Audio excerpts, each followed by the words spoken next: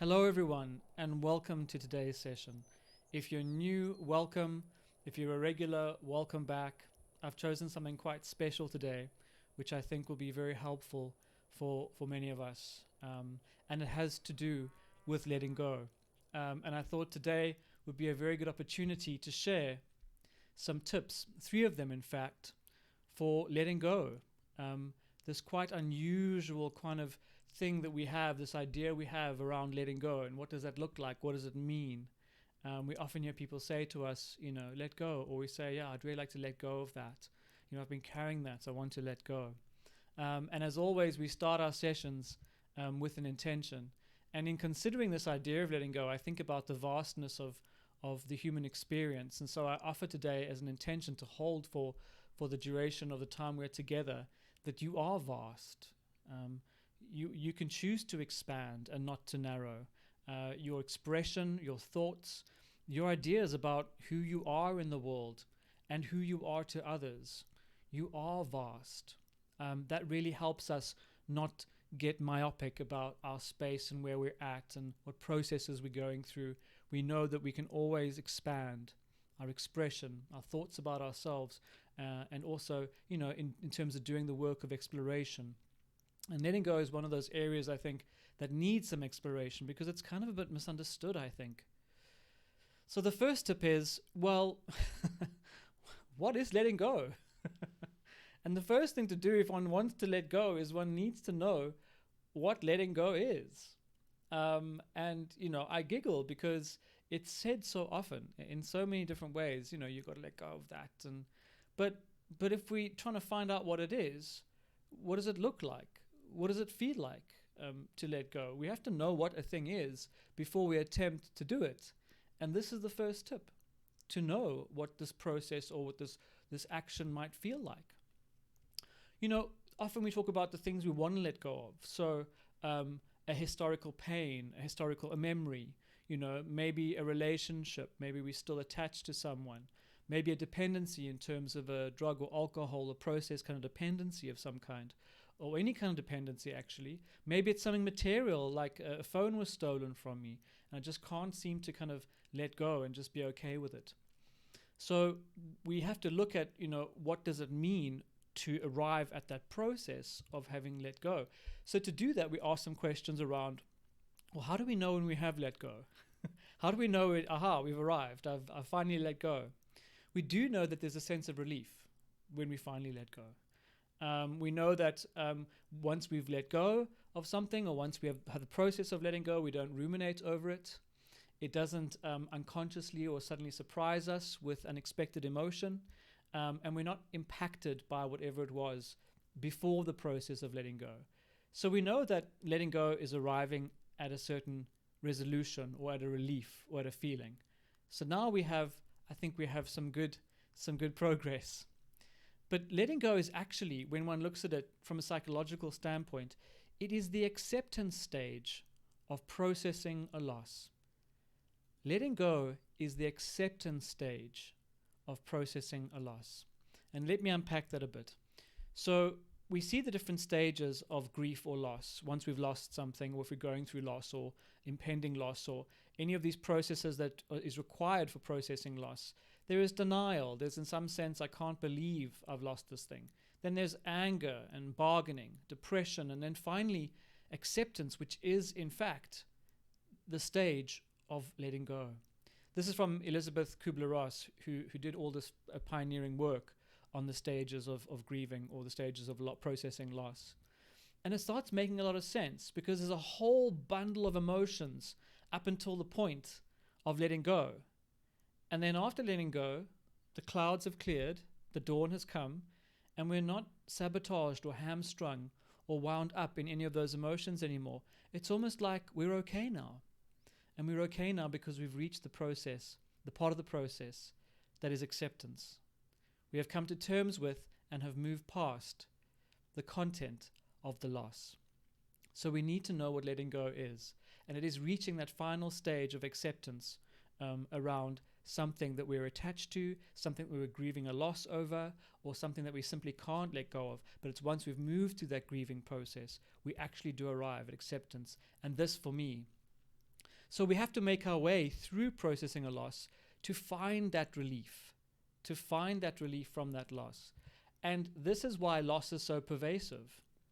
Hermann Hesse says, this is a Swiss-German author and poet, and he says, some of us think holding on makes us strong, but sometimes it is letting go where actually the strength is. And holding on to stuff really, for me, is some kind of complicated grief or an avoidance, a loss aversion.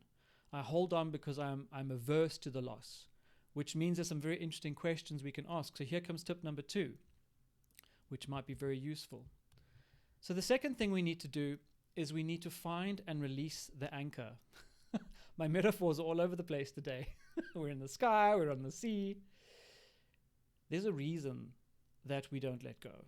And if we look at the Kubler-Ross stages of grief or loss, the first 2 are very interesting. The first one is denial. I can't, this isn't actually a problem, or. And then the second one is kind of a bargaining, trying to kind of mend the situation to try and feel better. So there's a very important reason why we hold on and don't let go. And we start by acknowledging that we have actually unconsciously been holding on. Now this might sound quite counterintuitive, because people will say, I just wish I could let go of this. I just wish I could let go of this. But the counter argument is that perhaps the reason we can't let go of it is because there's a very fundamental reason why we need to keep hanging on. It's unconscious, right? It's not like you want the thing to stay there. You want to be relieved of this memory, this pain, this relationship, this sense of anger, whatever it might be. You want to be relieved from it, but there's an anchor, an unconscious anchor pegging that thing that we can't move past or grieve over or have a sense of loss over. There's an anchor that's pegging it into our psychology. So there is a hidden value to holding on.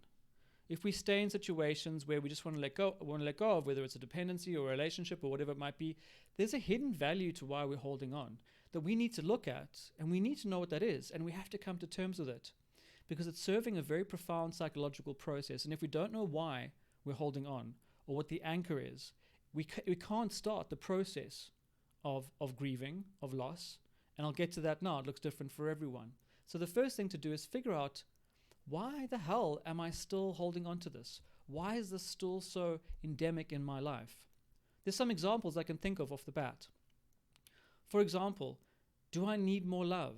Is my reason for anchoring, kind of holding on to old pain, is that I can't get a lot of nurturing and support and love in my life. So if the old pain keeps on coming up and haunting me, then in some ways I'm still getting some light shined on me, some nurturing. So that serves a very good anchor, right? If I can't find the kind of attention and love I need in a relationship, maybe old pain haunting me and then me feeling vulnerable or injured by it will kind of keep me at least getting what I need in the interim. A very powerful reason for the anchor to stay in place. For example, is the dependency I have the only reliable thing in my world? So one would say, I really wish I could let go of, my addiction to whatever it might be. And one would really want that and will that consciously because it's causing destruction and mayhem. But the issue is it might be the only reliable thing I have. So that anchor is profoundly strong. So to remove that anchor, we need to have supportive factors around. But not just that. We need to know that it is safe. We need to know that it's safe to let go of the anchor. And that starts becoming complicated, because if we don't think it's safe, it's very hard for us to let go.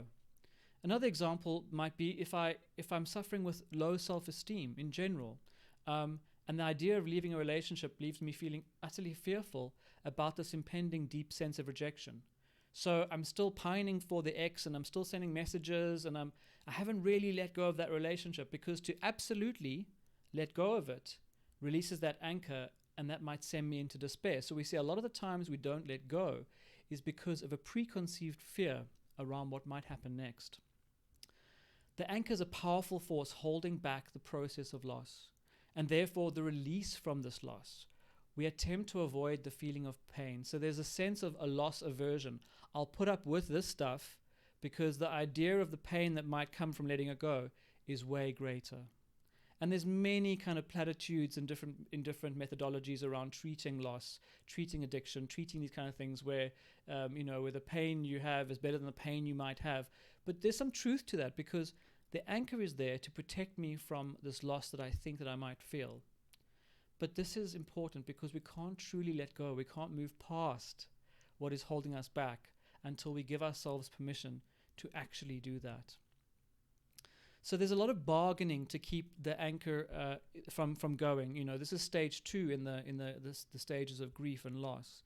So we bargain a lot, we don't quite let go, but we do want to let go. So we kind of start saying things like, well, you don't understand. I can't forget about something like that, an injury or a pain or a history.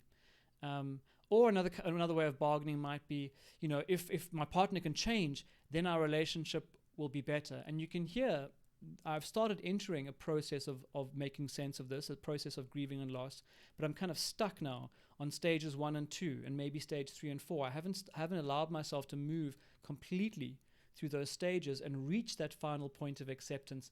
And wow, that relief then, that true moment of, oh wow, guys, I've just let go. From one day to the next, I woke up and now I feel better.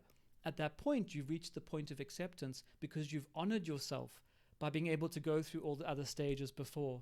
You've honored yourself, you've validated yourself, you've pitched up and you've processed those. And there's a quote I want to share before I give you tip number 3. And the quote is, "To weep is to make less the depth of grief." And I just love this. It's from King Henry the Sixth in part 3 from William Shakespeare. But what Shakespeare is writing about here is expression and honoring the sense of the loss. And if I can do that, if I can reach a catharsis, if I can process, if I can explore and process and express around the thing that's holding me, that actually lessens the load completely, because as Kubler-Ross says, it's part of the grieving process. To be able to grieve, to shed tears, to have deep pain around the sense of loss, that means I can finally move past that phase.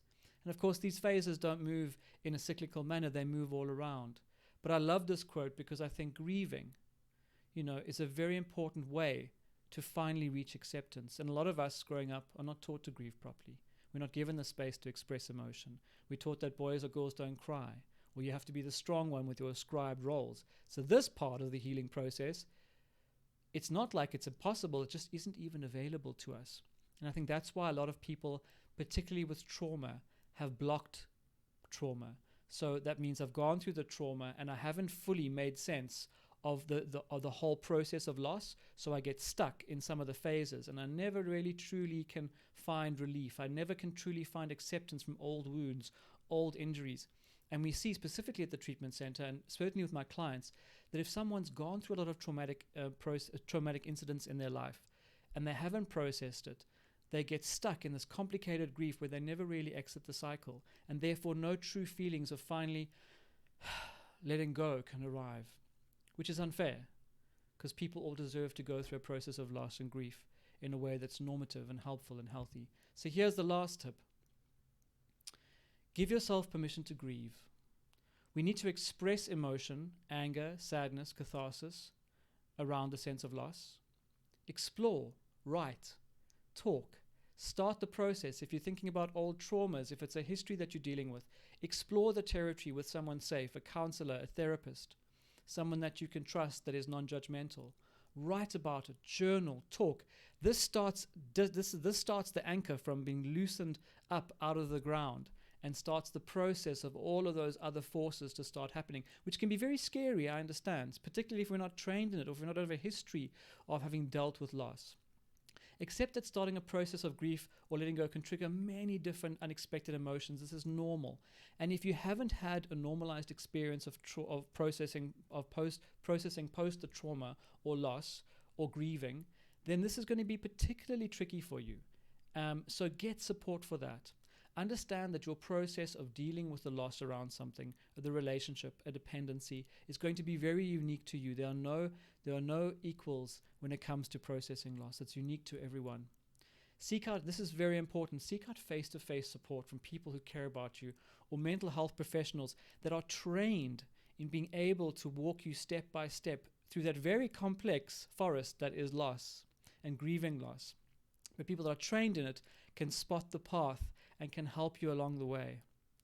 Support yourself emotionally by taking care of yourself physically. And we see that as soon as we don't feel emotionally able to do certain tasks, we see our physicality soon follows.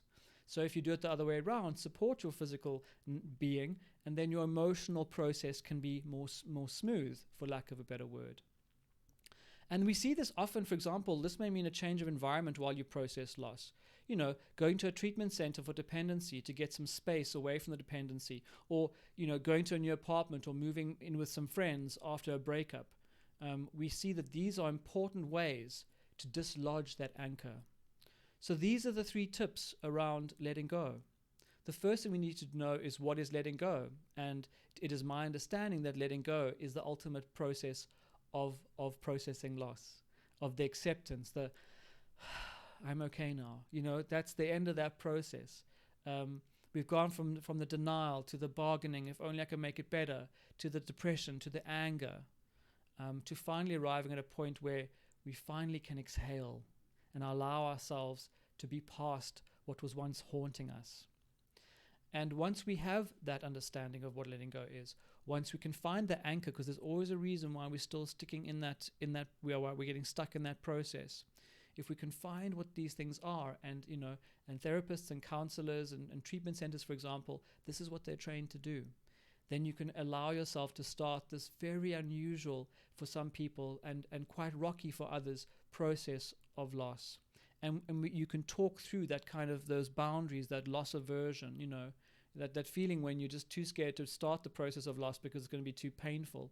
It's paradoxical, because the process of grieving allows you to overcome that deep sense of loss that you hold. And letting go, ultimately, is getting over loss. I hope this was meaningful for you all. It was lovely to see you all again today. All I have to say and to leave you with is that you are all complex, human, fallible, wondrous, but most of all, beautiful human beings. Please be gentle with yourself and others. And find your anchor, know what it is, allow yourself to start a process of grieving over loss, and you too can start to let go. I'll see you all soon.